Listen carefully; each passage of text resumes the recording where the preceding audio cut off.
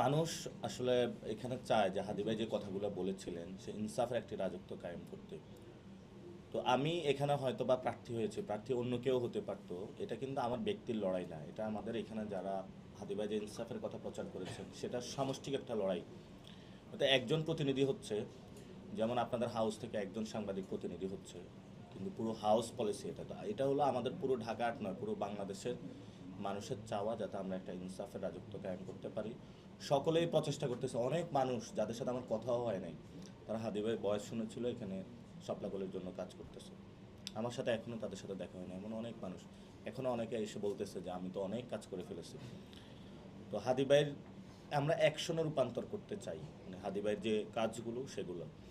তো এটা আমাদের একটা জায়গা আছে, তো ইশতেহারে আমরা 1 নম্বরে দিয়েছি যে খুনের যে বিচার সেটা আমাদের নিশ্চিত করা। আমরা সেই জায়গাটাও অ্যালার্ট রয়েছি। আমরা বলেছিলাম যে আমরা যদি ইনশাল্লাহ জয়লাভ করি মানুষের দোয়ায় এবং আল্লাহ তাআলার ইচ্ছায়, তাহলে আমরা সালাতুল শুকুর আদায় করব। তারপরেই আমরা এই হাদিবের যে হত্যাকাণ্ডের বিচার সেটা নিয়ে বড় একটা প্রটেস্টের ডাক দিব ইনশাল্লাহ। আর উদ্দেশ্যে একটা কথাই বলবো যে সবাই নিশ্চিন্তে ভোট কেন্দ্রে যাবেন।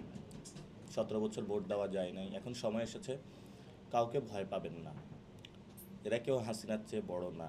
সবাই নির্ভয়ে নির্বিঘ্নে ভোট কেন্দ্রে যাবেন, নিজের ভোটটা প্রয়োগ করবেন এবং সবাই ভোটটা যাতে আমানত হিসাবে রক্ষা থাকে সেজন্য ইনশাল্লাহ আপনারা কাজ করবেন।